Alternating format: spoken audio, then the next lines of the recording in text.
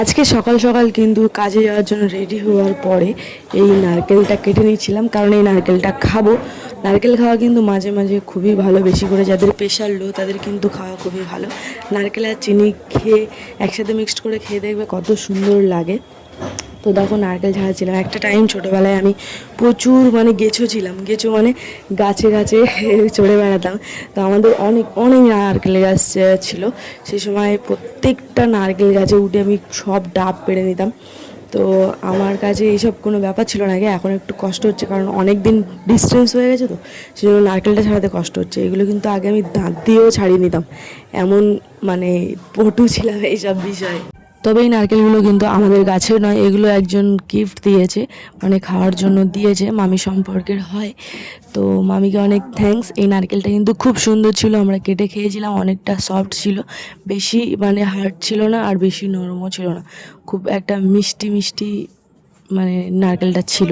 দেখো নারকেলটা কিন্তু এভাবেই কাটতে হয়। নারকেল কাটা কিন্তু আমি আমার বাবা মায়ের কাছ থেকে শিখেছি, কারণ আমার ঠাকুমার কাছ থেকেও শেখা এক প্রকার। আমার বাবা মা ঠাকুমা দাদু মামা এভাবেই কাটতো ছোটোবেলায়, কারণ সবার বাড়িতে নারকেল গাছ ছিল, তো সেই নারকেল পাড়ার পরে এভাবেই কাটতো, আমি দেখতাম। তো দেখে দেখেই সেখানে এই নারকেলটা দেখো কত সুন্দরভাবে তুলছি, এভাবে রোলিং করে কিন্তু পুরোটাই নারকেল তোলা যেত, বাট আমি অতটা পুরো নয়, সেই জন্য পুরোটা তুলতে পারলাম না, কিন্তু ছোটো ছোটো করে দেখো বাইট বাইট করে তুলছি।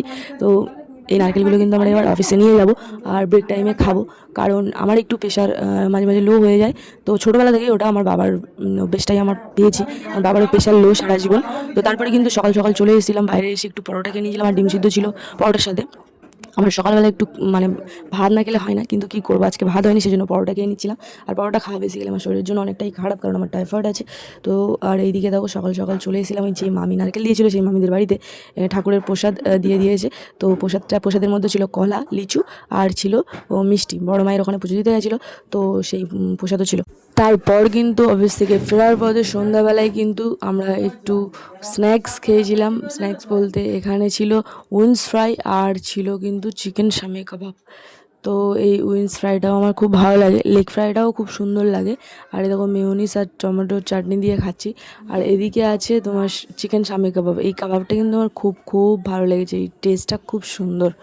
তারপরে রাতের বেলা এসে খাচ্ছি দেখো স্পেশাল খাবার, এটা হলো পান্তা, বাঙালির এই পান্তা। আর এদিকে আছে ঢেঁড়স আলু ভাজা।